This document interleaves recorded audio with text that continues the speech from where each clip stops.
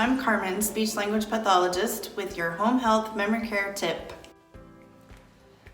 One of the things that's really important when it comes to communicating with the memory impaired is to focus on the familiar.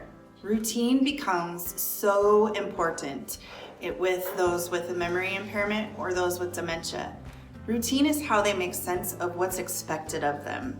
And if they have a routine, it gives them a little bit more independence because they can anticipate to a small degree because it's the same every single time.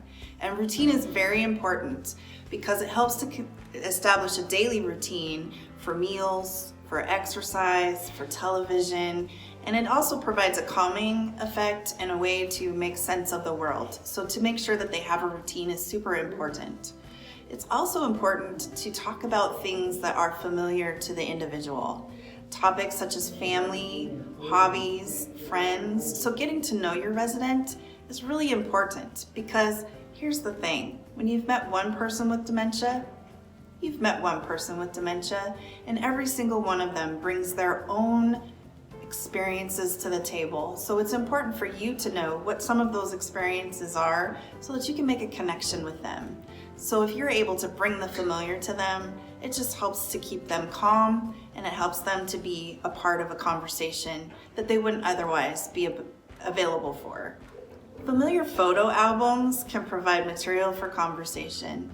Again, it's important not to ask them to rely on memory to say, who's this, where were you, any of those kinds of things.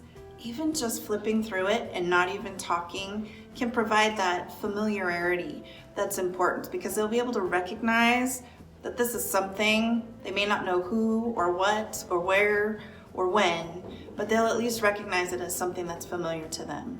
Even photo books of things that might be from their past, like old tractors if you have someone who was a rancher or a farmer, or someone who was a seamstress, looking at coffee table books that are of wedding dresses or different kinds of styles of clothing.